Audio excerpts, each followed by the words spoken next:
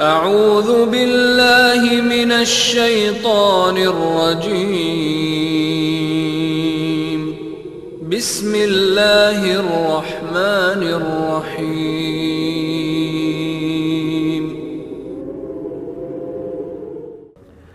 اللهم صل على سيدنا ومولانا محمد وعلى آل سيدنا ومولانا محمد وأصحاب سيدنا ومولانا محمد وبارك وسلم. السلام علیکم ورحمۃ اللہ وبرکاتہ. بسم اللہ الرحمن الرحیم. سورۃ الفاتحہ شریف کی 3 آیات بیان ہو چکی ہیں. یہ آیت نمبر 4 ہے جو بھی آپ نے سنی ہے. اس میں مخلوق کی زبان میں کلام الہی بیان ہو رہا ہے کہ ایاک نعبد و ایاک نستعین. اپنی تمام صلاحیتیں اور انداز بندگی اللہ کی بارگاہ پیش کیے جا رہے ہیں اور عرض کیا جا رہا ہے ایاک نعبد، ہم تیری ہی عبادت کرتے ہیں، و ایاک نستعین، اور تجھی سے مدد چاہتے ہیں. مفسرین کرام نے جیسے کہ حضرت عبداللہ بن عباس رضی اللہ عنہما اور تفسیر البیان میں حضرت محمد اسماعیل حقی علیہ الرحمہ نے یہ دونوں کلمات کا ترجمہ اس طرح کیا ہے کہ ہم تیری بندگی کے لیے مدد بھی تجھی سے چاہتے ہیں. بندگی تیری کرتے ہیں اور تیری بندگی کے لیے مدد بھی تجھی سے چاہتے ہیں. وہ کہتے اس لیے یہ علیحدہ بیان کیا ہے کہ انسان یہ کہہ رہا ہے ہم تیری عبادت کرتے ہیں، تو اس کہنے میں کہیں غرور نہ آ جائے، تکبر نہ آ جائے کہ ہم عبادت کرتے ہیں. تو اس غرور و تکبر کو توڑنے کے لیے ساتھ یہ سکھا دیا کہ یاد رکھو اگر تم میری عبادت کرتے ہو تو اپنی طاقت سے نہیں کرتے، میری توفیق سے کرتے. اگر میں تمہیں توفیق نہ دوں تو میری عبادت نہیں کر سکتے. تو یہ دونوں آیات بندے کے ذہن کو بیلنس رکھنے کے لیے کہیں یہ غرور و تکبر نہ کرنے لگ پر عبادت بھی کرے غرور بھی کرے. تو یہاں فرمایا کہ بندگی تیری کرتے ہیں اور تیری بندگی کے لیے مدد بھی تجھی سے چاہتے ہیں. اگر تو ہماری مدد کرے، ہمیں توفیق دے، ہم ہمت دے تو پھر تیری عبادت کر سکتے ہیں. اب جتنے لوگ یہاں نماز پڑھنے آئے ہیں یا دیگر مساجد میں نمازیں پڑھ کے بیٹھے ہیں، گئے ہیں، جیسے بھی ہیں، وہ اپنے زور سے نہیں آئے، اللہ کی توفیق سے آیا. اب جو نہیں آئے اس کا مطلب کو توفیق نہیں ملی، چاہے وہ روزانہ آتے تھے یا نہیں آتے تھے، جب بھی آئیں گے اس کی توفیق سے آئیں گے. اسی لیے وہ جو اتنا سا جملہ پڑھتے ہیں نا کہ لا حول ولا قوت الا باللہ،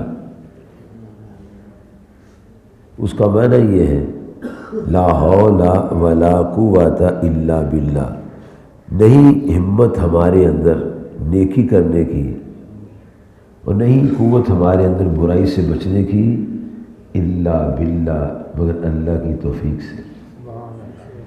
یعنی جو آدمی نیکی کرتا ہے وہ بھی اللہ کی توفیق سے کرتا ہے، اور جو برائی سے بچتا ہے وہ بھی اللہ کی توفیق سے کرتا ہے.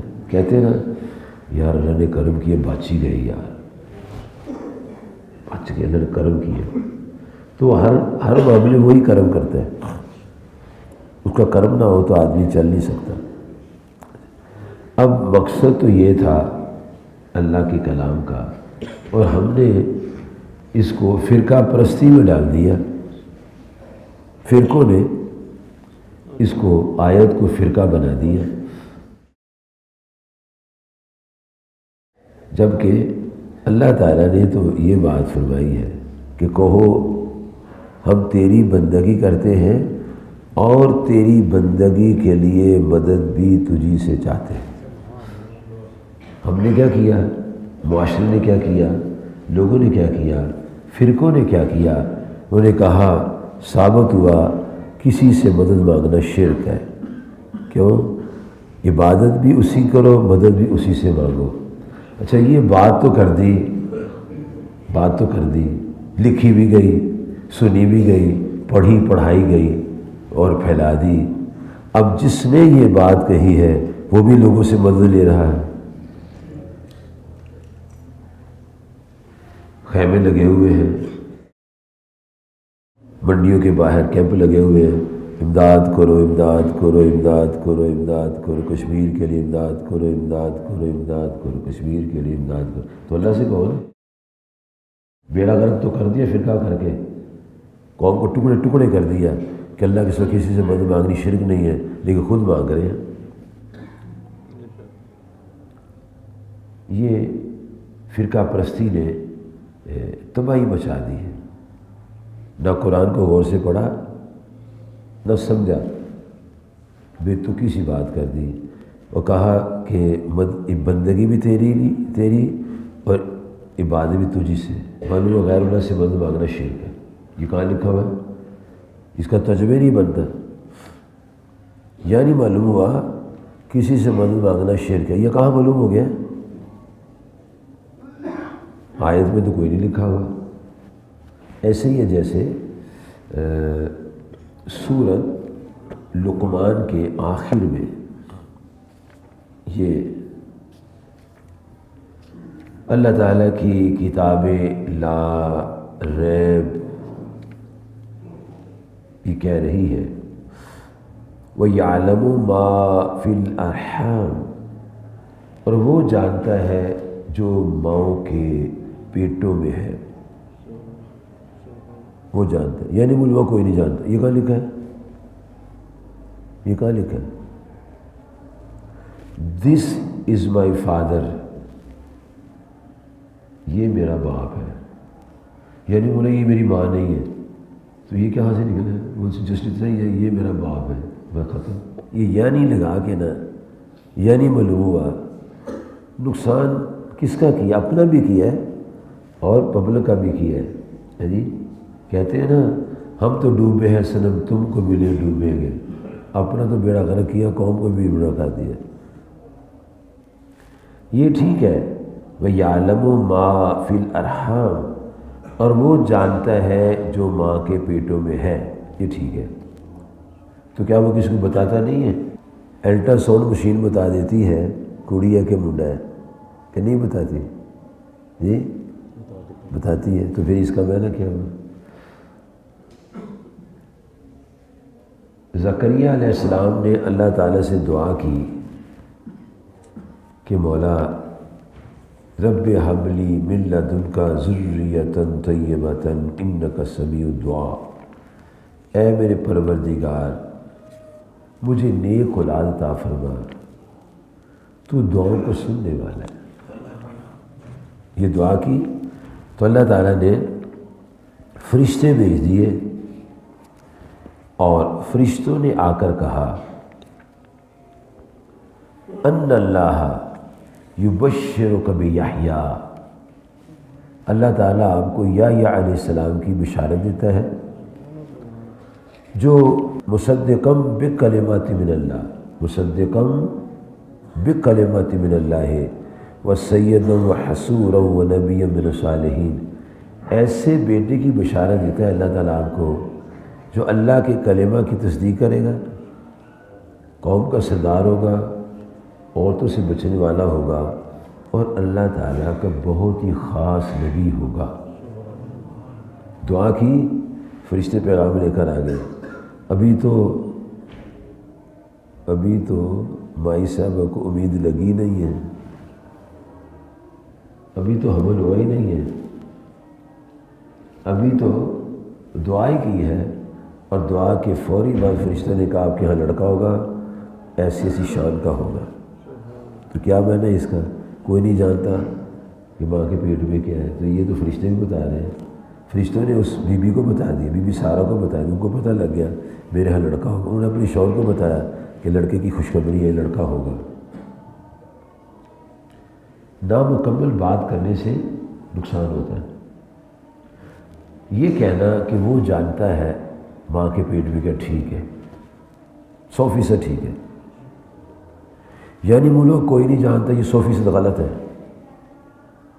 یعنی صحیح کو غلط کر دیا۔ اب اس آیت اور اس آیت کو جب ملائیں گے تو ترجمہ یہ بنے گا، اور وہ جانتا ہے ماں کے پیٹ میں کیا ہے، اور جس کو وہ بتا دے وہ بھی جانتا ہے ماں کے پیٹ میں کیا۔ یہ مکمل صحیح اسلامی عقیدہ ہے۔ وہ جانتا ہے ماں کے پیٹ میں کیا ہے، جس کو وہ بتا دے وہ بھی جانتا ہے۔ معلوم ہوا کہ اس کے بتانے سے لوگ جانتے ہیں، یعنی اور جب اس کے بتانے سے جانتے ہیں تو پھر ترجمہ یہ ہوگا کہ وہ جانتا ہے ماں کے رحم میں کیا ہے، ہاں جس کو وہ بتا دے وہ بھی جانتا ہے ماں کے پیٹ میں کیا ہے، کیونکہ یہ آیت بتا رہی ہے، اور بھی ایسی آیات۔ ایسے ہی یہ بات یاد رکھیں، عبادت کسی کی نہیں سوائے اللہ کی۔ لا الہ الا اللہ، کوئی معبود نہیں مگر اللہ۔ عبادت کسی کی نہیں ہے، کوئی عبادت کے لائق نہیں۔ 1,24,000 سے کو بیش انبیاء دنیا میں آئے، اور تمام انبیاء علیہ السلام نے بڑی وضاحت کے ساتھ یہ بات بتا دی کہ اللہ تعالیٰ کے سوا کوئی عبادت کے لائق نہیں ہے۔ اور جب انبیاء علیہ السلام دنیا میں تشریف لائے تو انہوں نے تمام انبیاء نے اپنی اپنی قوموں کو بتا دیا کہ اے ہماری اقوام، کونوا ربانیین، اللہ والے ہو جاؤ۔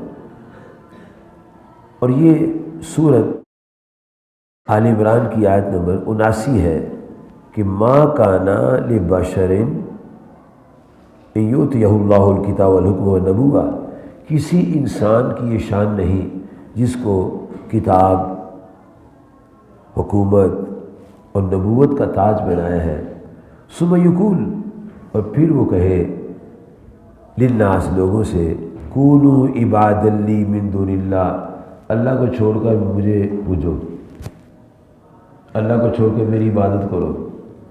کسی بھی نبی علیہ السلام نے یہ نہیں کہا، بلکہ کیا کہا؟ وَلَٰكِن كُونُوا رَبَّانِيِّينَ، فرمایا سب اللہ کے بندے بن جاؤ، اسی کی عبادت کرو، عبادت اس کے سوا کسی کی نہیں۔ رہی یہ بات ایاک نستعین ہم کہتے ہیں، تجھی سے مدد چاہتے ہیں، ٹھیک ہے، تو اس کے بارے میں آیات آئیں گی۔ یہاں کون سی مدد مراد ہے؟ عبادت ایک ہی ہے، وہ اللہ کی بس، حقیقی معبود برحق وہی ہے، یہ نہیں کہ مجازی اور بھی کوئی ہے، مجازی کوئی نہیں ہے۔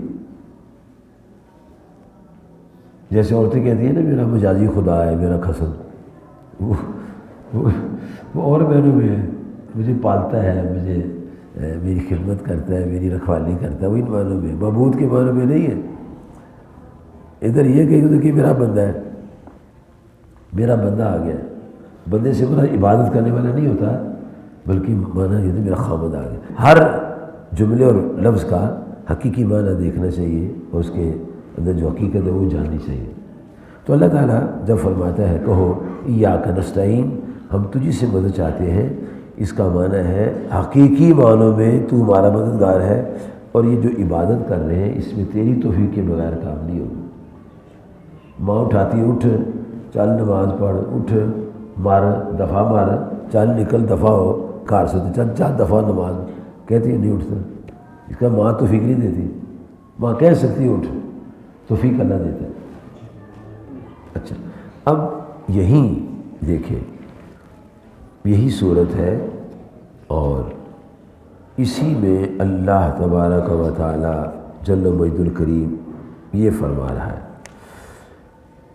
کہ وَاسْتَعِینُوا بِالصَّبْرِ وَالصَّلَاةِ، وَاسْتَعِینُوا بِالصَّبْرِ وَالصَّلَاةِ، استعانت چاہو، مدد چاہو، بالصبر والصلاۃ، نماز، صبر اور نماز سے مدد لو، خود کہہ رہا ہے وَاسْتَعِینُوا بِالصَّبْرِ وَالصَّلَاةِ، اور مدد مانگو صبر اور نماز سے۔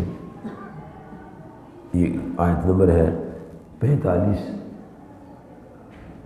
معلوم ہوتا ہے کہ وہ جو مدد ہے اللہ جو فرما رہا ہے وہ اپنی بندگی کے لیے مدد دے رہا ہے، اور اس کی توفیق کے بغیر آدمی مدد نہیں کر سکتا۔ اسی رب نے جس نے یہ کہا ہے کہو ایاک نستعین، وہی کہتا ہے وَاسْتَعِینُوا بِالصَّبْرِ وَالصَّلَاةِ، صبر سے ہی مدد لے لو اور نماز سے مدد لے لو۔ کیوں؟ مدد اللہ کی بھی ہوتی ہے اور مدد مخلوق کی بھی ہوتی ہے۔ اس لیے کہتے ہیں یار ہماری مدد کرو، بچی کی شادی ہے، بچی کی شادی ہماری مدد کرو کہتے ہیں، تو اس وقت کہنا چاہیے نا اللہ سے کوئی مدد نہیں کرتا، چلو جاؤ شرک ہے، اللہ سے مانگو، تیری کڑی کی شادی ہے تو تجھے پیسے دے، جا شاباش۔ بلکہ ادارے بنے ہوئے ہیں، ادارے لوگوں سے پیسے لیتے ہیں اور مدد کرتے ہیں بچیوں کی شادی کے لیے۔ امداد باہمی کے ادارے بنے ہوئے ہیں، فلڈ آتے تو لوگ مدد کرتے ہیں، زلزلے آتے لوگ مدد کرتے ہیں، حکومتیں مدد کرتی ہیں۔ وہ امداد جو ہے وہ بھی اللہ کی توفیق سے ہے۔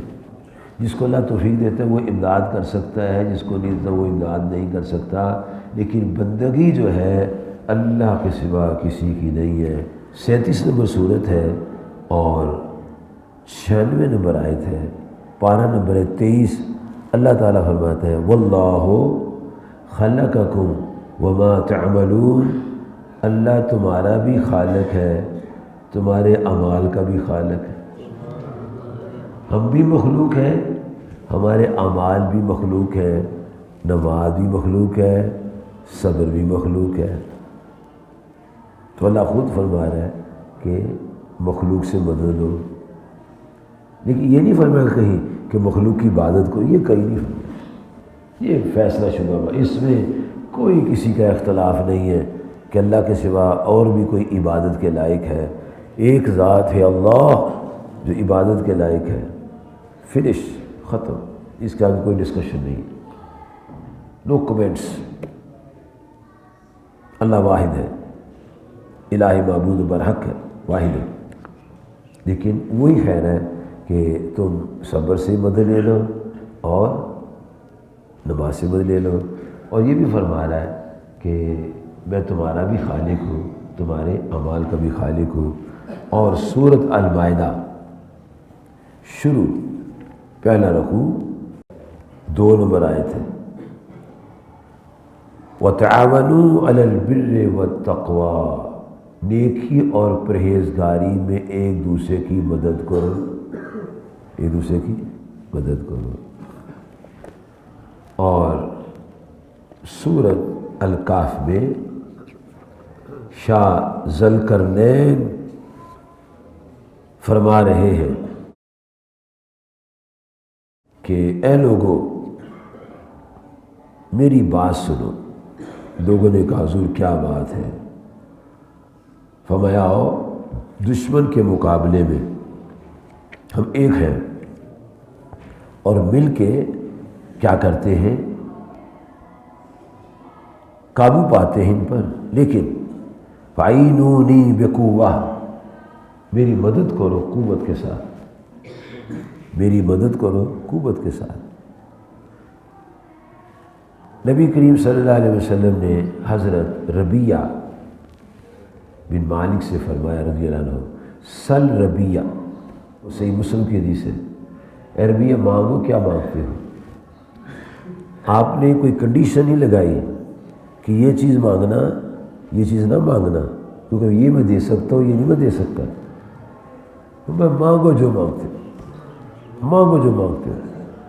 تو جناب حضرت ربیعہ رضی اللہ عنہ عرض کرتے ہیں یا رسول اللہ صلی اللہ علیہ وسلم جنت میں آپ کا ساتھ چاہیے، مرافقت فی الجنہ، جنت میں آپ کی محبت کا نور اور آپ کا ساتھ چاہیے۔ فرمایا ربیعہ اور کچھ مانگ لو، یہ نہیں فرمایا یہ میں نہیں کر سکتا۔ جو کہتے ہیں نبی کچھ نہیں کر سکتا، ان بیچاروں نہ پڑھا ہے نہ ان کو ہے کچھ علم ہے، قرآن بھی انہیں پڑھنا نہیں آتا۔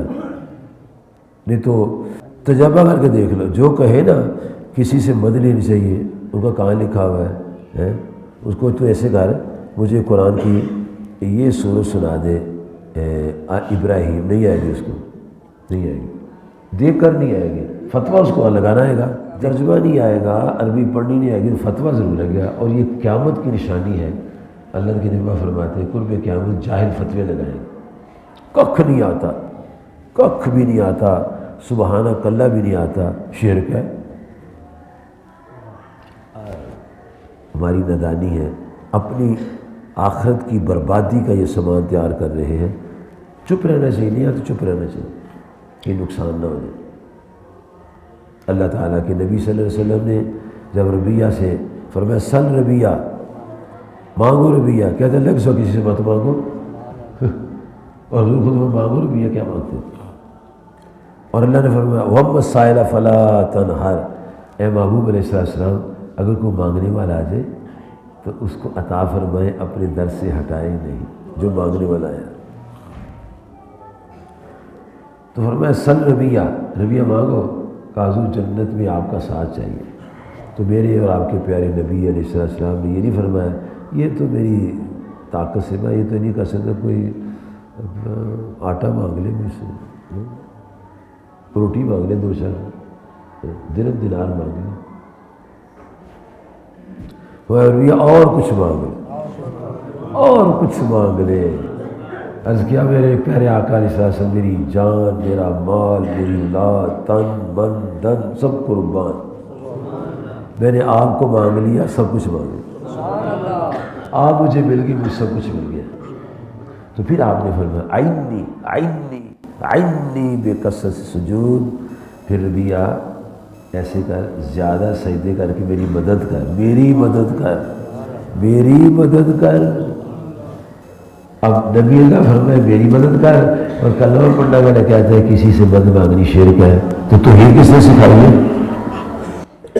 مطلب یہ کہ اے ربیعہ تو نے کہا نا ساتھ، تو نماز نہ چھوڑنا، پھر یہ اس کا میں نماز نہ چھوڑنا، سجدے زیادہ کرا کر، نماز نہ چھوڑنا۔ یہ نہیں فرمایا کہ میں کچھ نہیں کر سکتا، اس کو بھی یہ بتا کے مانگ کیا مانگتا ہے، اس نے کہا اگر آپ کا ساتھ چاہیے تو آپ نے ساتھ فرما دیا ساتھ ملے گا، ٹھیک ہے اوکے کچھ اور مانگ لو، لیکن اے ربیعہ اس کا یہ مطلب نہیں اب تو نماز نہ پڑھنا، نہیں نماز۔